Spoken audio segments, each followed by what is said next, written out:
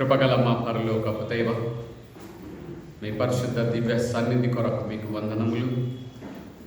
నరావతారిగా మీరు పరలోక మహిమను, దేవుని నిత్యత్వ సన్నిధిని వదిలి మిమ్మును మీరు తగ్గించుకొని కన్యమరియ గర్భములో రూపకల్పన చేయబడి మా కొరకు జన్మించినందుకు మీకు వందనములు చెల్లిస్తూ, క్రిస్మస్ సందేశమును ప్రభా మేము ధ్యానం చేయుచుండగా మమ్మల్ని దర్శించి మీ మాటలను మేము వినుటకు మాకు సహాయం చేయండి. యేసయ్య పరిశుద్ధ నామంలో ప్రార్థించుచున్నాము తండ్రి, ఆమేన్. క్రీస్తునందు ప్రియమైనటువంటి దేవుని సంగమ, మీ అందరికీ కూడా క్రిస్మస్ శుభాకాంక్షలను తెలియచేయచ్చు. సంఘమంతటిని కూడా దేవుడు మరొక సంవత్సరం క్రిస్మస్ సంబరాలలో మనం పాలు పంపులు పొందడానికి దేవుడు చూపిన కృపలన్నిటినీ మనం జ్ఞాపకం చేసుకుంటూ దేవుడికి వందనములు చెల్లించుట అవసరం.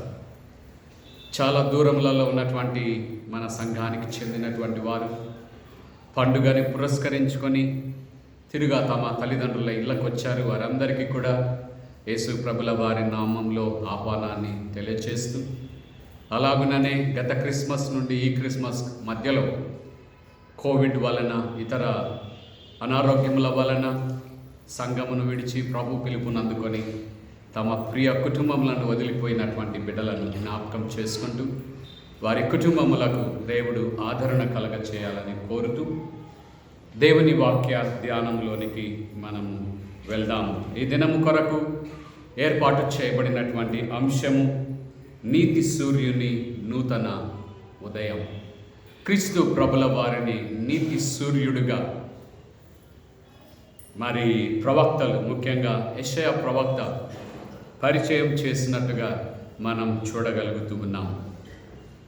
నిన్న మొన్న మరి వాట్సాప్లో, ఫేస్బుక్లో ఇజ్రాయెల్ దేశం గురించి చూస్తూ ఉన్నప్పుడు అక్కడ ఉన్నటువంటి నేటివిటీ చర్చ్, బెత్లెహేములో యేసు ప్రభుల వారు జన్మించిన స్థలము పైన కట్టినటువంటి ఆలయం పేరు నేటివిటీ చర్చ్. అక్కడ ఉన్నటువంటి ఆర్చ్ బిషప్ నిన్న ఒక సందేశాన్ని ఫేస్బుక్లో ఇస్తూ ఉన్నారు. The church is undergoing renovation and also human history, human beings need renovation.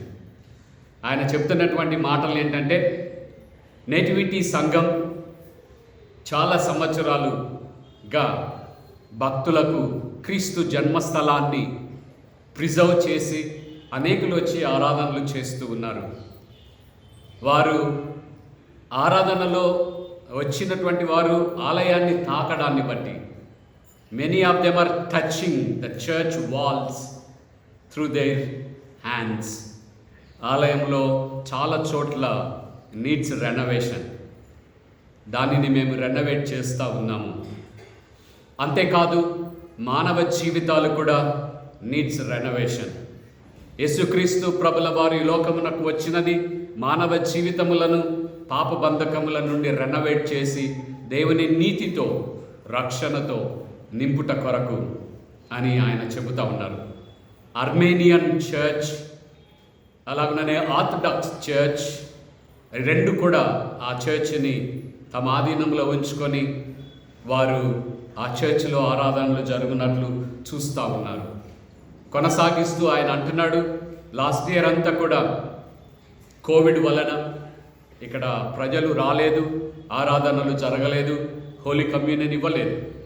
కానీ ఈ సంవత్సరం కోవిడ్ నుండి కొంచెం ఉపశమనము కలుగుటను బట్టి we are beginning worships and holy communion అని ఆయన చెప్తా ఉన్నారు.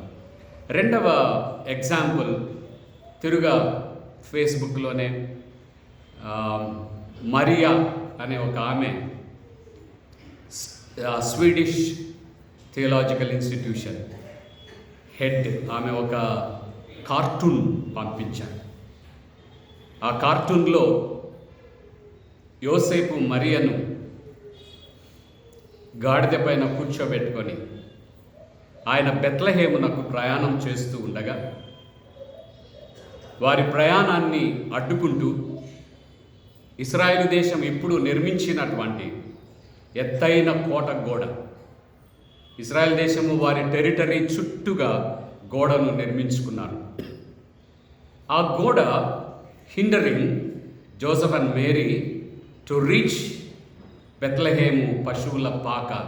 ఆమె చేరడానికి భర్తతో కూడా అనుకూలత లేకుండా ఆ గ్రేట్ వాల్ నిర్మించబడ్డది అని ఆ కార్టూన్ వారు చెబుతూ ఉన్నారు. మూడవ ఇన్సిడెంట్ డాక్టర్ జోసెఫ్. మీకు ఇంత ముందు కూడా చెప్పాను, మేము బెంగళూరులో చదువుతున్నప్పుడు a rabbi from America, a Jewish rabbi, చాలా పొడవుగా ఉన్నాడు, తెల్లటి గడ్డం, మీసాలు. ఆయన ఓల్డ్ టెస్టిమెంట్ ప్రొఫెసర్గా విజిటింగ్ కొరకు యూటీసీకి వచ్చారు. ఒకరోజు మేము ఆయనతో కూర్చొని మాట్లాడుతూ ఉన్నాము. ఇంటరాక్షన్లో నేను ఒక చిన్న ప్రశ్న అడిగాను, would you please say something about virgin Mary and birth of Christ. క్రీస్తు ప్రభుల వారి కన్య మరియ గర్భమున జన్మించుట గురించి చెబుతారా? ఆయన కొద్దిసేపు పాజ్ ఇచ్చి చెబుతా ఉన్నాడు, పాత నిబంధనలో శారా వృద్ధాప్యములో గర్భము ధరించి కుమారుడిని కనుట is the greatest miracle that we believe. కన్య మరియ గర్భమున ధరించి కుమారుడిని కనడం కన్నా మాకు highest miracle in the Old Testament is శారా గర్భం ధరించుట.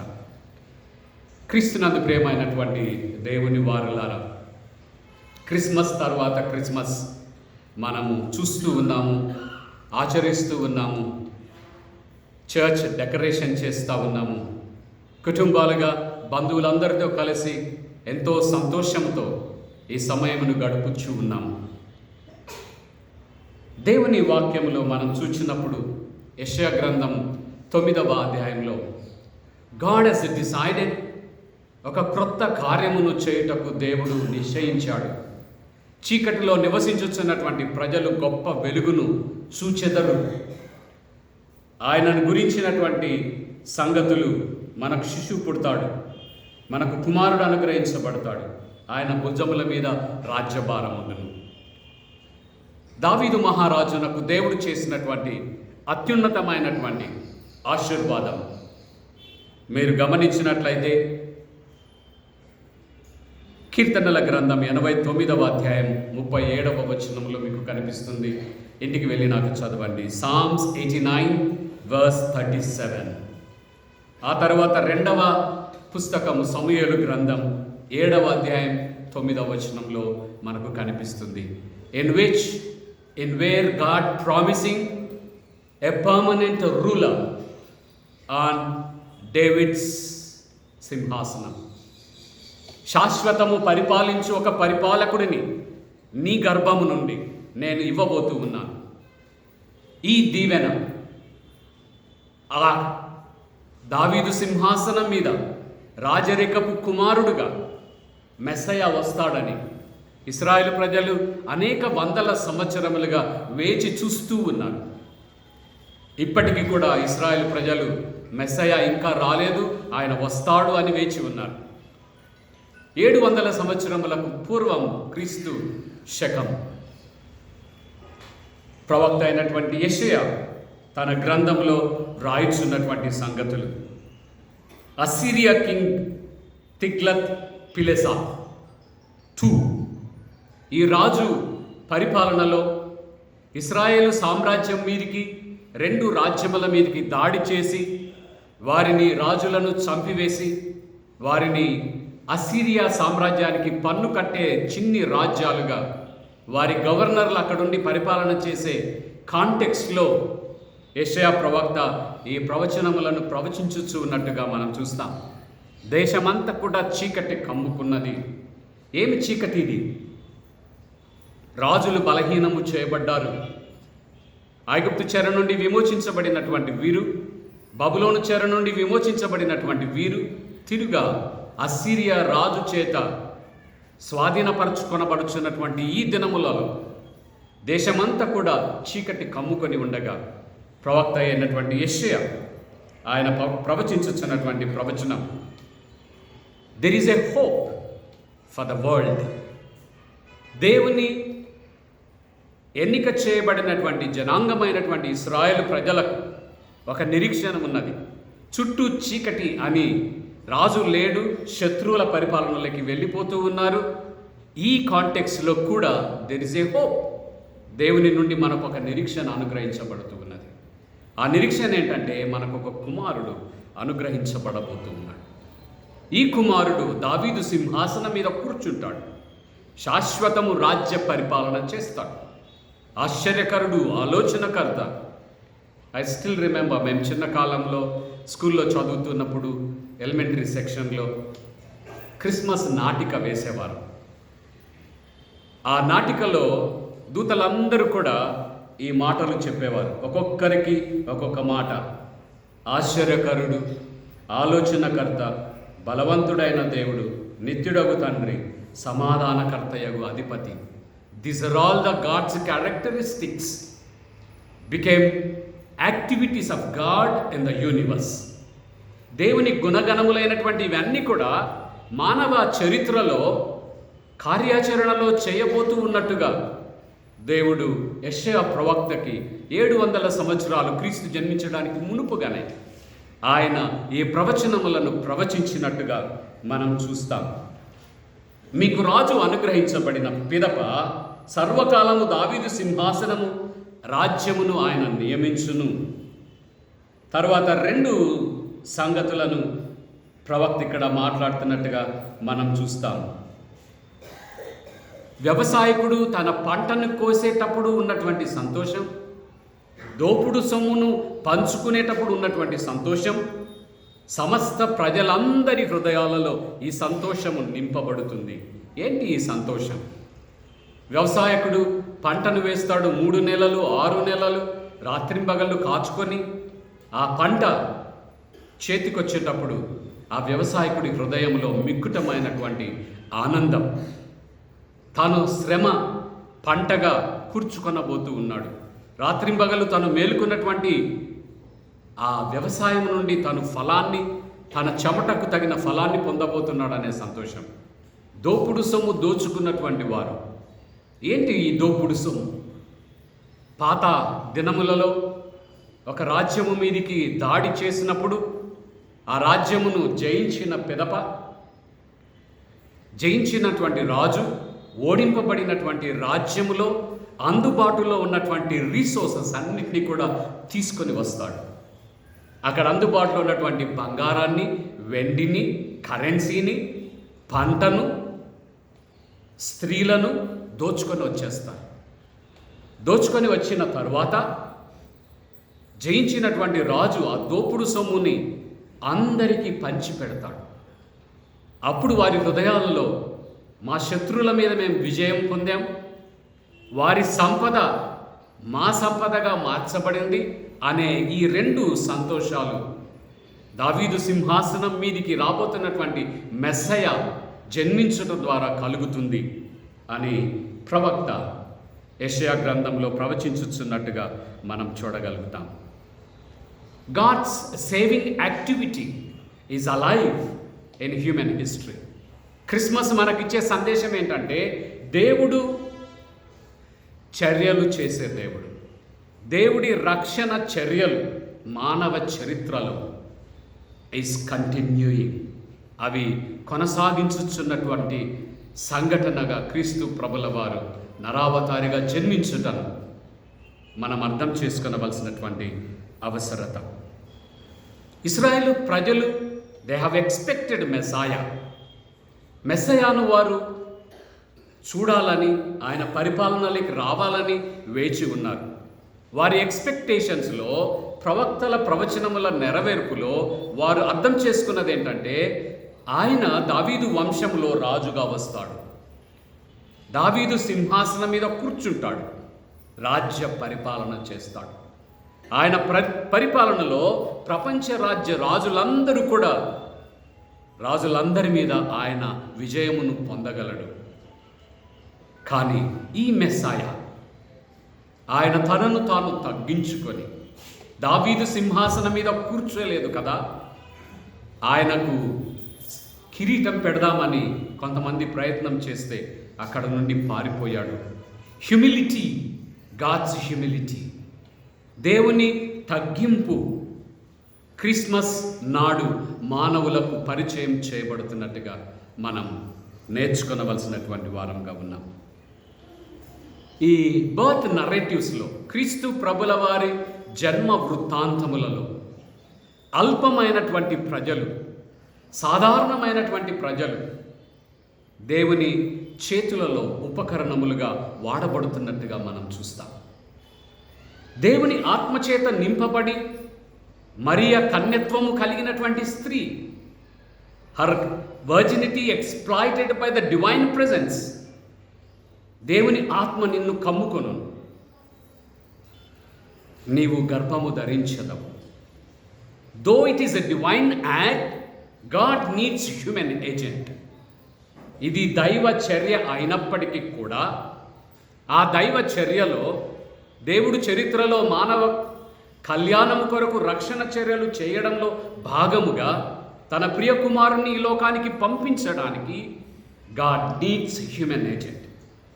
That human agent is virgin Mary. 14 సంవత్సరముల ప్రాయములో ఉన్నటువంటి యోసేపునకు ప్రదానము చేయబడినటువంటి ఈ యవ్వనురాలుని గాడ్ హ్యాడ్ సెలెక్టెడ్, దేవుడు ఎన్నిక చేస్తూ ఉన్నాడు.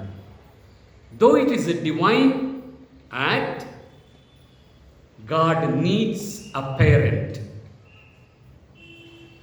యోసేపు అవసరమై ఉన్నాడు, మరియా అవసరమై ఉన్నది. వీరు చాలా సాధారణమైనటువంటి ప్రజలే అయినప్పటికీ కూడా ఈ సాధారణమైనటువంటి ప్రజలను దేవుని రక్షణ చర్యలో దేవుడు వాడుకుంటున్నట్టుగా మనం చూడగలుగుతాం. ఆయన తాను తండ్రి కాకపోయినప్పటికీ కూడా శారీరపూర్వకంగా యోసేపు మరియకు భర్తగా ఉండడానికి, ఆమెను విడిచిపెట్టకుండా ఆమెతో కూడా కుమారుణ్ణి కను వరకు కూడా అక్కర్లన్నిటిలో తండ్రి బాధ్యతలను నిర్వహించుచున్నటువంటి యోసేపు. తర్వాత గొర్రెల కాపరులు క్రిస్మస్ సందేశాన్ని మొట్టమొదట పొందుచున్నటువంటి వారు గొర్రెల కాపరు. They are very common people in those days. చదువు లేనటువంటి వారు, సంస్కృతి లేనటువంటి వారు, అభివృద్ధికి చాలా దూరంగా నెట్టివేయబడినటువంటి వారు దేవుని నుండి సందేశాన్ని పొందుతూ ఉన్నారు. ఆ సందేశం ఏమనగా మానవాళందరికీ కూడా కలగబో మహా సంతోషకరమైనటువంటి వార్త మీకు చెప్పబోతున్నాను. నేడు రక్షకుడు మీ కొరకు జన్మించాడు. దానికి ఇదే మీకు ఆనవా. ఒక శిశువు పొత్తిగుడ్డలతో చుట్టబడి తొట్టిలో పరుండి ఉండుట మీరు చూచెదరు. ఆ వార్తను విని కామన్ పీపుల్ క్రీస్తు ప్రభుల వారిని, ఆయన జన్మను చూడడానికి వెళుతూ ఉన్నారు. దేవుడి సృజనాత్మక శక్తి, గాడ్స్ క్రియేటివ్ పవర్ క్రిస్మస్ నాడు మానవులకు పరిచయం చేయబడుతున్నట్టుగా యేసుక్రీస్తు ప్రభుల వారి నరావతారములో God's creative power was introduced to human beings. సాధారణమైనటువంటి పశువుల పాకలో, తొట్టిలో క్రీస్తు ప్రభుల వారిని పరుండబెట్టుట, పరలోకపు మహిమలో దేవుడుగా ఉన్నటువంటి క్రీస్తు ప్రభుల వారు ఆ పరలోకపు మహిమను వదిలిపెట్టి బెత్లహేములో ఆయన తన పరలోకపు మహిమను ఆ పశువుల పాకలో ప్రారంభం చేసినట్టుగా క్రిస్మస్ సందేశం మనకు బోధిస్తూ ఉన్నది. మరొక ఆలోచన క్రిస్మస్ సందేశాన్ని గురించి మనం చూసేదేమనగా ఇన్కార్నేషన్ ఆఫ్ క్రైస్ట్, క్రీస్తు ప్రభుల వారి యొక్క నరావతారం. గ్రీక్ ఫిలాసఫీలో human body, it is called sarkikon. గ్రీకులో sarkikon, it is a flesh full of desires, full of lust, full of sin. మానవ దేహము a matter against to divine, దేవునికి విరుద్ధమైనటువంటిది మానవ దేహం. మానవ దేహం ఎప్పుడు కూడా నిన్ను దేవునికి దూరంగా తీసుకొని వెళ్తుంది. దేవునికి అయిష్టమైనటువంటి పనులను ఈ దేహానికి ఇష్టమైన పనులు. అందుకొరకే గ్రీకులు ఎప్పుడు కూడా శరీరాన్ని అణచాలని, శరీర కోరికలను స్వాధీనములో ఉంచుకోవాలని వారు బోధిస్తారు. This was the Greek philosophy. మానవులమైనటువంటి మనలను మన పాపముల నుండి విమోచించుట కొరకు, దేవుని నీతిని మనకు పరిచయం చేయుట కొరకు దేవుడు అదే దేహమును ఆశ్రయించినట్టుగా నరావతార సిద్ధాంతము మనకు బోధిస్తూ ఉన్నది. God needs human body in order to bring salvation to the human nature. మానవ దేహము, మానవ స్వభావమును పాపము నుండి విమోచించుట కొరకు దేవుడు కూడా అదే దేహమును ఆశ్రయించాడు. అదే దేహములో ఆయన ఈ లోకానికి వచ్చాడు. పట్టజాలని మహిమ కలిగినటువంటి దైవం మనందరి వలె తల్లి గర్భములో రూపకల్పన చేయబడ్డాడు. మనందరి వలె క్రీస్తు ప్రభుల వారు బాల్యమును కలిగి ఉన్నాడు. మనందరి వలె తల్లి సంరక్షణ లేకపోతే ప్రమాదపు అంచులలోకి వెళ్ళిపోయే బాల్యాన్ని క్రీస్తు ప్రభుల వారు తన నరావతారంలో కలిగి ఉన్నాడు. For divine human experiences were introduced through incarnation. క్రీస్తు ప్రభుల వారి నరావతారము వలన మానవ జీవితంలో ఉన్నటువంటి అన్ని భావోద్రేకాలు దేవుడికి పరిచయము చేయబడ్డాయి. మనం వివాహమైన తర్వాత క్రొత్త వ్యక్తికి పరిచయం చేయబడతాం. మనం జన్మించిన తరువాత తల్లిదండ్రులకు పరిచయం చేయబడతాం. మనం చదువుకోవడానికి కొత్త ప్రాంతానికి వెళ్ళినప్పుడు ఆ ప్రాంతానికి పరిచయం చేయబడతాం. ఆ ఆహారపు అలవాట్లకు పరిచయం చేయబడతాం. God was introduced with the human emotions. దేవుడు, దైవముగా ఉన్నటువంటి దేవుడు, ఆయన ఎక్కడో ఒక చోట కూర్చొని మానవులను శాసించవలసినటువంటి దేవుడు తానే మానవుడిగా ఈ లోకానికి వచ్చి మానవ కష్టములను, అక్కరలను, పాపపు కఠినత్వాన్ని, శాపాన్ని ఆయన అనుభవించగలిగాడు, చూడగలిగాడు, రుచి చూడగలిగాడు. దేవునిలోనికి మానవ ఎమోషన్స్ పరిచయం చేయబడుతున్నటువంటి సంఘటన క్రిస్మస్గా మనం చూడగలుగుతాం. ఇంకొక వేదాంత దృక్పథం, గాడ్స్ ఎక్స్ప్రెసివ్ బీయింగ్. దేవుని భావ వ్యక్తీకరణ చేయబడే ఒక వ్యక్తిత్వం క్రీస్తు ప్రభుల వారిలో మనకు పరిచయం చేయబడినది. గాడ్స్ ఎక్స్ప్రెసివ్ బీయింగ్, వ్యక్తీకరించు దైవ గుణములు మానవులమైన మనకు క్రీస్తు ప్రభుల వారి ద్వారా పరిచయం చేయబడుతున్నట్టుగా మనం చూడగలుగుతాం. క్రిస్మస్ నాడు 3 ప్రాముఖ్యమైనటువంటి దీవెనలు ప్రతి మానవాళికి కూడా అనుగ్రహించబడుతూ ఉన్నాయి. మొదటిది, God's presence coming in to human history. దేవుడు పరలోకమును మహిమను వదిలిపెట్టి తన మహిమను, గుడారమును భూమి మీద వేసుకుంటూ ఉన్నాడు. God pictured his tent among human history, human beings. మానవుల మధ్య దేవుడు తన సన్నిధిని తీసుకొని వస్తూ ఉన్నాడు. ఇశ్రాయేల్ ప్రజలు పాత నిబంధన కాలంలో దేవుని సన్నిధి కొరకు ఒక గుడారమును నిర్మించారు, మందసమును నిర్మించారు. అందులో దేవుని సన్నిధి ఉన్నదని వారి ప్రయాణం అంతట్లో కూడా ఆ మందసాన్ని మోసుకుంటూ వెళ్తూ ఉన్నారు. దేవుడు ఒక చోటుకు వచ్చిన తర్వాత నా మహిమను నేను తీసుకెళ్తున్నాను, నేను రాను మీతో కూడా అని దేవుడు వ్యక్తము చేయడం. ఇక్కడ క్రిస్మస్ నాడు దేవుడు తన గుడారాన్ని మానవుల మధ్యకు ఆయన గుడారం వేసుకున్నాడు. 33.5 సంవత్సరాలు జీవించాడు. He enjoyed all the human experiences, emotions as a human being. ఆయన కూడా ఒక నరుడుగా మానవుడి మధ్య నివసించి మానవుడి కష్టాలు, శ్రమలు, ఏడుపు, ఆకలి, దుఃఖం అన్నీ కూడా పరిచయం చేయబడినట్లుగా God's presence is made available through Christmas.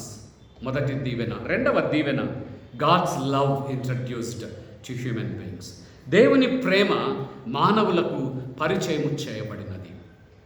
క్రీస్తు ప్రభుల వారి ప్రతి అనుదిన పరిచర్య, 3.5 సంవత్సరముల పరిచర్య, his ministry is totally introducing God's love to human beings.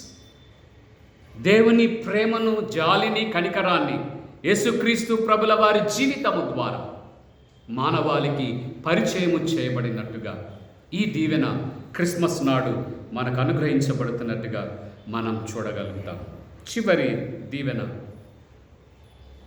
క్రీస్తు ప్రభుల వారి బలియాగం, క్రీస్తు ప్రభుల వారి శ్రమలు, క్రీస్తు ప్రభుల వారి మరణం, క్రీస్తు ప్రభుల వారి పునరుత్థానం. వీటి ద్వారా మానవాళందరికీ కూడా దేవుని నీతి పరిచయం చేయబడుతున్నది. దేవుని పిల్లలయ్యే అధికారం యేసుక్రీస్తు ప్రభుల వారు మనకు అనుగ్రహించారు. Israel people claim themselves children of God. ఇశ్రాయేలు ప్రజలు తమను తాము మేము దేవుని బిడ్డలమని పిలుచుకుంటారు, గర్విస్తారు.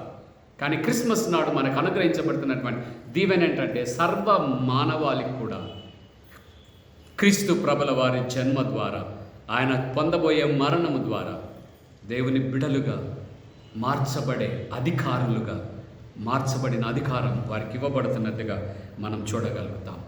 అంతేకాదు గాడ్స్ రైచియస్నెస్, దేవుని నీతి మానవులకు పరిచయం చేయబడ్డది.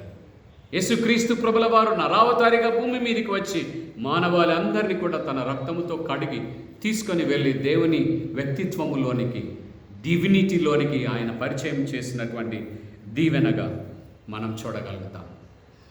మరొక వేదాంత ఆలోచన ఏంటంటే Jesus is a collective human person. Collective human person. యేసుక్రీస్తు ప్రభుల వారు మన అందరి ఆలోచనలను ఎరిగినటువంటి వాడు.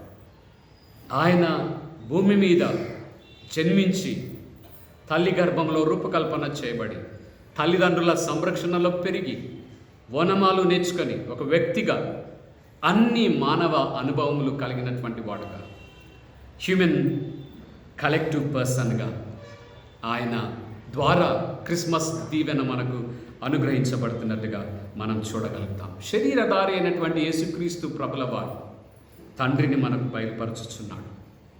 శరీరధారి అయినటువంటి క్రీస్తు ప్రభుల వారిలో సంపూర్ణ మానవత్వం, దైవత్వం మానవుడికి పరిచయం చేయబడుతున్నట్టుగా మనము నేర్చుకొనగలుగుతున్నాం. క్రీస్తు ప్రభుల వారి జన్మలో మనము నేర్చుకునే పాఠము తగ్గింపు స్వభావం. He accepted humanity. మానవులను క్రీస్తు ప్రభుల వారు అంగీకరించారు. మానవుడు అంగీకరించడానికి వీలు లేని సిచ్యువేషన్లో జీవిస్తూ ఉన్నాము. దేవునికి దూరముగా ఉన్నాము. దేవుని ప్రేమను కాలదన్నాము. దేవుని సంరక్షణను వద్దని వెళ్ళిపోయాము. దేవునితో శత్రుత్వంలో జీవించుతున్నటువంటి మనలను Jesus birth brings reconciliation between divine and humanity. మానవుడికి దైవమునకును మధ్య ఉన్నటువంటి శత్రుత్వం రూపకల్పన క్రీస్తు ప్రభుల వారి నరావతారము ద్వారా అది సమూలముగా నాశనము చేయబడుతున్నట్టుగా మనం చూస్తాం. తప్పిపోయిన గొర్రెల వంటి మనలను వెదకి రక్షించుట కొరకు క్రీస్తు ప్రభుల వారు నరావతారిగా ఈ లోకానికి వచ్చాడు. త్రూ దిస్ యాక్సెప్టబిలిటీ మనము క్రిస్మస్ నాడు నేర్చుకోవలసినది, do you love your enemy? Do you accept who are unacceptable by you? మీ చేత శత్రుత్వాన్ని అనుభవించుతున్నటువంటి వారిని క్షమించగలరా? తిరుగా వారితో స్నేహమును చేయగలరా? తిరుగా వారిని ప్రేమించగలరా? క్రీస్తు ప్రభుల వారి సాత్వికత, తగ్గింపు స్వభావం టీచర్స్ టుడే మనము కూడా సాత్వికతని అలవర్చుకొనవలసినటువంటి అవసరత. చాలా డాంబికాలు మన జీవితాలని పరిపాలన చేస్తూ ఉంటాయి. జ్ఞానం అనే డాంబికం, అందం అనే డాంబికం, డబ్బులనే డాంబికం, అధికారం అనే డాంబికం, చాలా సంగతులు మనల్ని పరిపాలన చేస్తూ ఉంటాయి.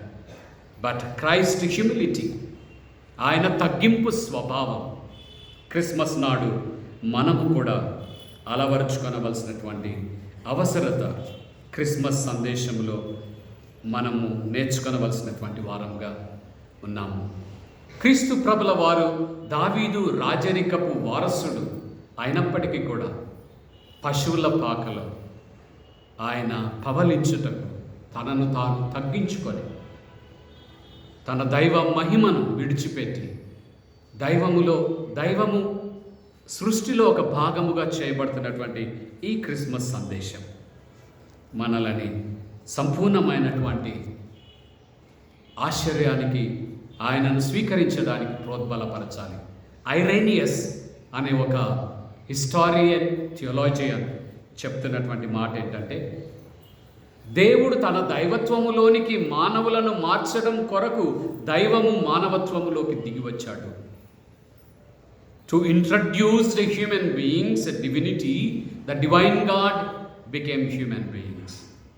మనకు దైవత్వాన్ని పరిచయం చేయడం కొరకు దైవమైనటువంటి క్రీస్తు ప్రభుల వారు